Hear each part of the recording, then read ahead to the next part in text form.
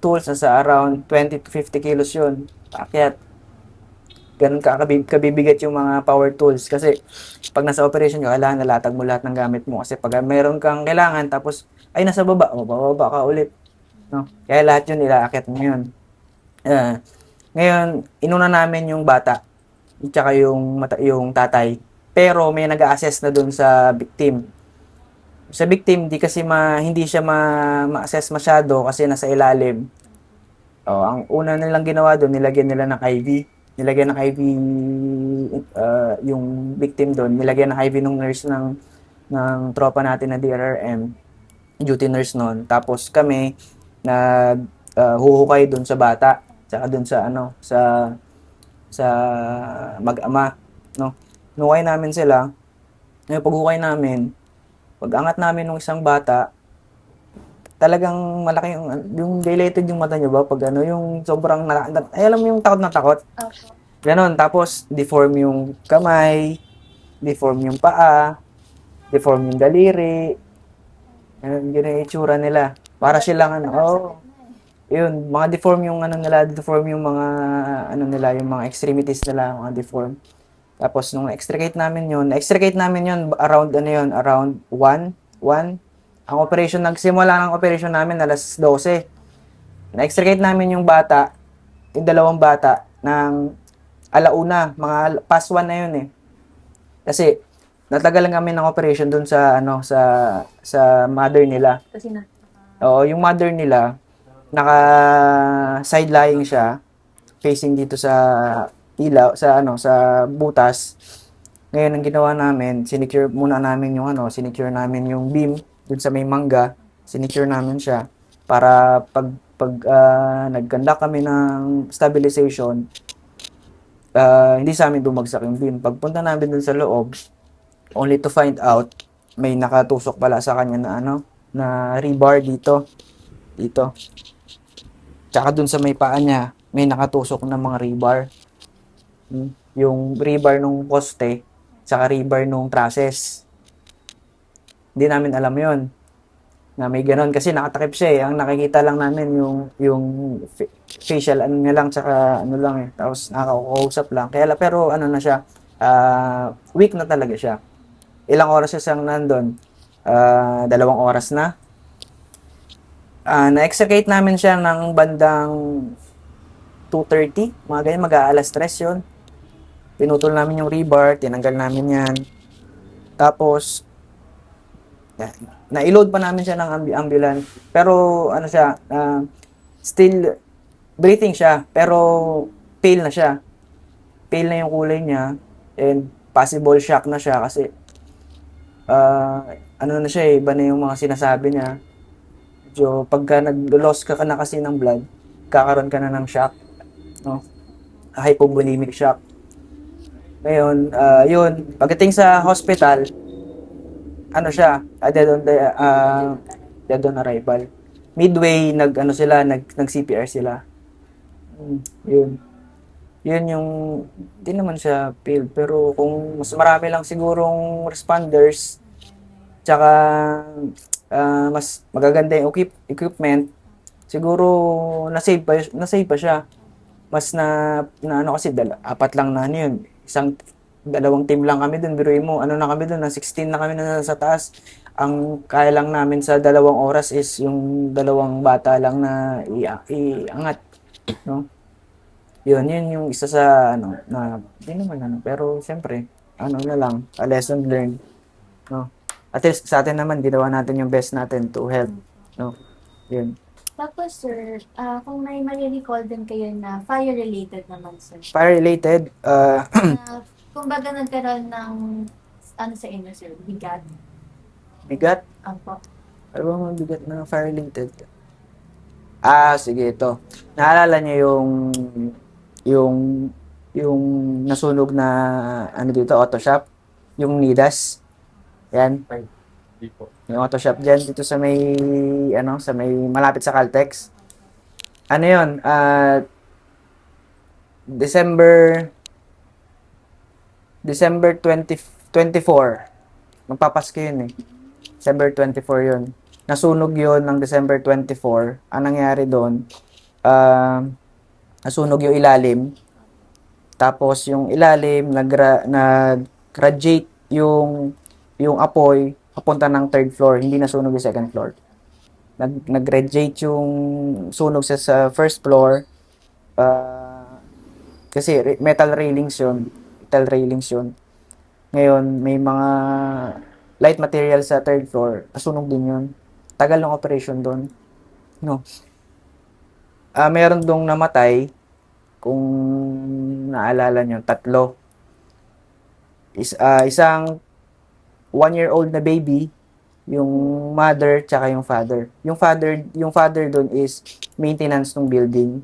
Yung mother tsaka yung anak niya yon, pero hindi doon nakatira yon. Stay in si yung father nila, stay in. Ngayon, kailangan nang babantay sa shop. Umuwi yung mag-ina dito sa tatay. Ngayon, nangyari sa kanila, nasunog silang 3.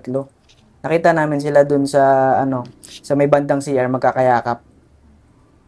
Yakap nila yung baby na magkakayakap sila. Yun. Yun naman, ang problema naman namin doon is yung grills. Una-una yung grills, medyo mahirap talagang actually violation yun sa fire code eh. Tapos walang means of exit sa likod. Naka-block. Actually naka-block. Yan. Yan, tapos yun, medyo matagal yung operation dahil class D yung fire kasi may mga oil doon, may mga agent doon na chemicals kasi yun, bilihan ng auto shop yun. Yun yung isa sa actually ako pa yung kumuha doon sa nanay eh. Ano itsura nila? Nakakita ka na ng nilitsyon na baka. Pag nakita ka ng nilitsyon na baka, kung ano yung itsura ng nilitsyon na baka, ganun na ganun. Ha? Amoy alam mo yung amoy ng maggagawa ka ng sisig, yung i-roast mo yung pisngi. 'Di ba yung pisngi? Pag ni-roast mo, may mga buhok-buhok 'yon. Yung parang yung pag yung nasunog mo yung buhok, ganun yung amoy niya. Tapos ang itsura nung victim, actually parang siya talaga, parang pwede mo nang gawin ng sisig. Ganun. Yan yung itsura nila. Yan. Karamdam yun yun. Hindi naman malungkot, pero hindi mo mixed emotion eh. Kasi makita mo yung baby intact pa eh. Intact pa yung baby, pero yung mukha nila, hindi mo na sila kasi, bungo na ba? Bungo na. Hindi mo na sila, pero intact pa yung katawan kasi yakap Kulay nila. nun, sir. Kulay black. Black. Pero sa tingin niyo, sir, namatay sila sa apoy o na-suffocate? Sa fire operation, ang una talaga nilang cause of death dyan, suffocation talaga. Hindi sila mamamatay sa apoy. Suffocation talaga ang yan. Kasi bago apoy, usok muna. Suffocation. So, ganun, sir, mixed emotions. Mixed emotion yun. Anong emotions yun, sir? So, malungkot siguro, may part na malungkot talaga. Tsaka may part na medyo okay kasi tapos yung operation. Kasi siyempre pagod, tapos tawag dito, may malungkot kasi meron kayong casualty, tapos magpapasko pa. Tapos ang ang casualty mo pa, baby. 'Di ba? Sir, Yan. bata. Oo naman, iba ang emotion pag ang mo is mga bata. Hindi katulad hindi ko naman, pero iba yung emotion pag parang syempre isipin mo sayang paano paglaki pa nito, di ba? Maging presidente ko to paglaki, di ba? Yan. Pero insight lang. Ganun yung emotion na mas yung emotion pag mas bata yung mas bata yung nagkasama. Yun. Sabi nga kanina, sir, I mean, parang alam niyo naman na laging makeup, pwedeng makeup na nga, lapses. Pero sir, dumating ba sa point na nag-doubt kayo sa sarili niyo, sinisisi niyo yung sarili niyo sa pangyayari? Ay, hindi naman. Never, never. Sa amin kasi, sa isa sa mentality namin, no? When in doubt, you ask. No? No? Whenever. Kasi di mo naman lahat kayang gampanan. No? Kung may kailangan ka, you ask. Kung may tanong ka, you ask. No? Hindi pwedeng, hindi, kaya ko to. Ay, hindi, alam ko to eh. No? Kung meron kang gustong sabihin, speak. No? Kaya yun nga, meron kaming debriefing. Pagtaas ng operation, what went well, what went wrong, no? Doon na-address namin yung kakulangan ng bawat isa, no? Kung saan ba tayo nagkulang o ano ba yung mga kailangan natin na pag-usapan o i-improve, ganun. May times po ba na yung mga ganun na pangyayari, sir? Yung kunwari may namatay po, binibisita po ba kayo? Nagpa-flashbacks po ba? Ganun, sir. Or minsan, Actually, minsan mapapanaginipan mo eh. Minsan mapapanaginipan mo yan minsan. Sa akin sa experience ko kasi matagal din ako sa ambulance. so parang EMT, sir. ALS provider. Advanced life support. Yan. Paramedic po ba yun? Hindi. Iba pa yun. Paramedic level na ng doctor yan. Yung ALS provider yun yung mga ambulance na merong advanced healthcare sa ambulansya. Merong ER setup. Kung makakita ka sa emergency room, yung merong cardiac monitor, merong portable ventilator. Yan, yun ang isa sa naging tagal din kasi ako noon sa EMS. Actually, kahit yan ngayon, pwede pa rin ako sumampa ng EMS. Kaya dito, flexible kung kailangan ng fire, kailangan ng EMS. Flexible ka. Pero dapat, sir, lahat po ba kayong firefighter is dapat trained sa gabi? Oo naman, lahat naman kami trained. Pero meron kayong basic ba? Meron kayong MFR, Emergency Medical Responders Course. Lahat yun meron yan. Lahat ng bombero meron yan. Lahat ng BFP meron yan. Pero nasa sa inyo kung gusto nyong mag-advance course. Kunyari, Which is yung sa inyo.